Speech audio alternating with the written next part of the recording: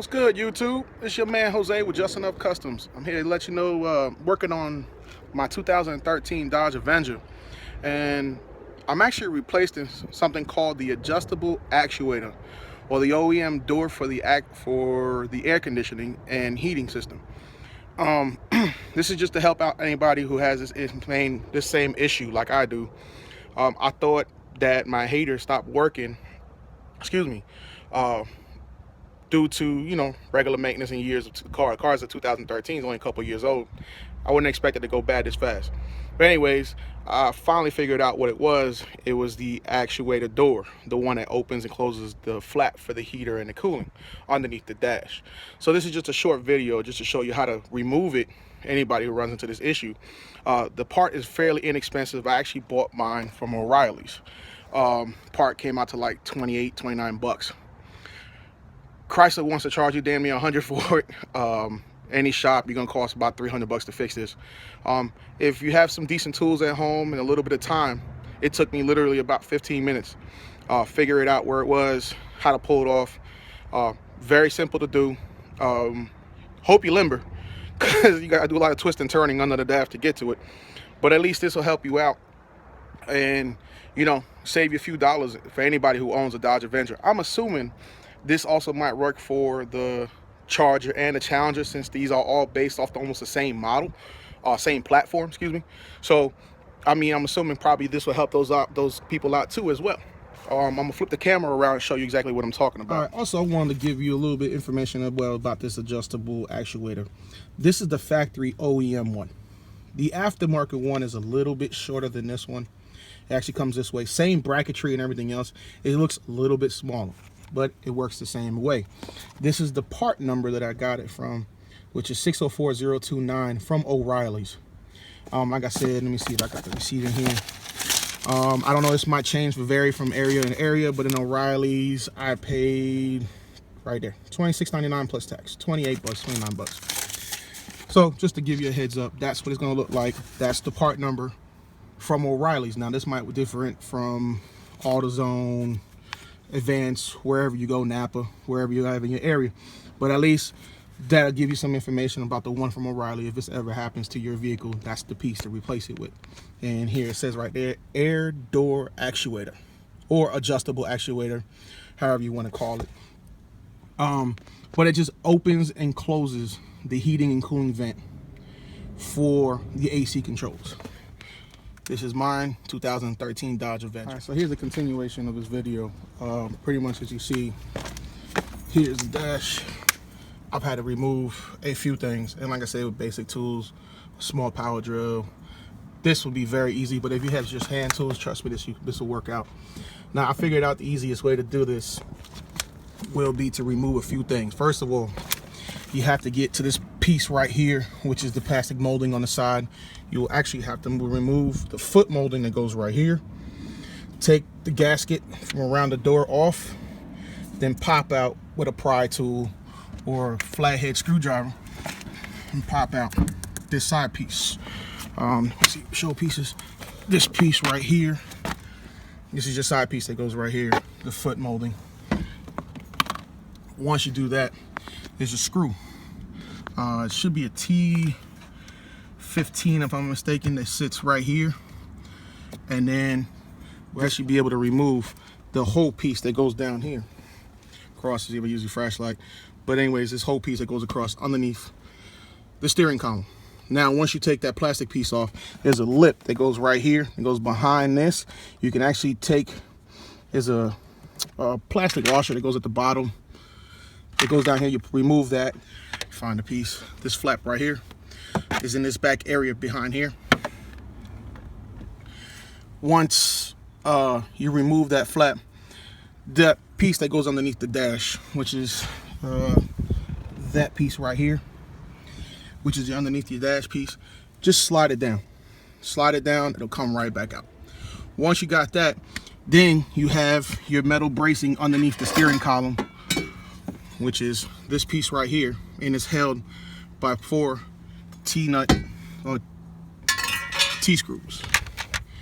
These right here. I think this is a T15 or T20 if I'm not mistaken. But anyways, take those out. 4 of them, zip, zip, zip, take them all out. That plate comes off. And then one more thing you should do, gives you a little bit more room, is remove the bottom part of the steering column. Very simple to do, it's just 3 screws, 1, 2, and 3 back here in the back.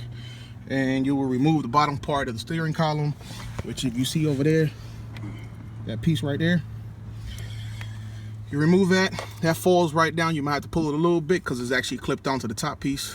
Remove it, boom, now you got the area. The piece I'm actually talking to you about, if you look back in there with that white little handle, that piece back there in the corner is your adjustable actuator. There's a plug on top. Make sure to remove the plug, and 2 screws, 2 regular Phillips head screws. My suggestion to you is, I found the easiest way to do it is to use a shorty. Just use a shorty, take those 2 screws out, that piece falls right out. Once you have it out, this is what the piece looks like. All right, this is the original, oops, excuse me. Anyways, this is the original piece from factory. This is the one I took out. I took the arm off because you got to replace the arm, put the arm back on the new one. This only goes back in one way. God dog, my hands are fumbling. This piece only goes back in one way only. The screw holes up here and down here at the bottom. Once you get that piece in, you have to play with it a little bit. It'll fall in tight, adjusted. It won't go anywhere. Make sure to put the bottom screw in first.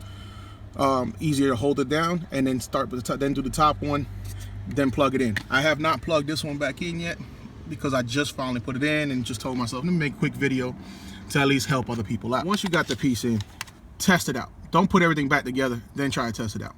I'm about to plug it back up and test it to make sure the heater's opening, and then we'll go from there. I'll start another video, or start a little section of continuation just to let you know what's going on. That should have helped the issue. If it doesn't, then there's something else prolonged in the air conditioning and heating system. A little quick video of it actually, so you can see the mechanicals working. It's finally replaced. I finally plugged it up. If you see, there's a little plug with 2 cables on it, just 2 wires right there. Those 2 wires, just one little prong plug that goes inside the top of the unit and controls that arm. Now, I'm going to turn on the AC. Well, actually just turn on the air. The blower. There's the blower. Let me see the focus. Okay, it's on. I have no AC on. There's the AC on right now. Blowing cold air. Blah, blah, blah. Before, that unit right there did not open or close. I'm gonna turn the AC off, as you see. Turn the button off, on, off. Give it a second, and then let the car warm up. I'm gonna turn the heater on. And there's a mechanical piece opening or closing the AC vent to the A heat. Warm up, but it's actually finally getting hot air. All right, let me show you. It's gonna open and close again. I'm gonna put it back to AC. There you go. All right, turn it off, vehicle off. Pretty much replace all the pieces. Now I forgot one more thing to tell you guys that gives you a little bit more room. I forgot about this piece right here. This is part of the AC. It actually blows underneath. It goes and it just comes right off. Just clips right off. I have a total of 1, 2, 3, 4, 5, 6, 7 pieces came off. This was helpful for y'all. Hope it won't be too long.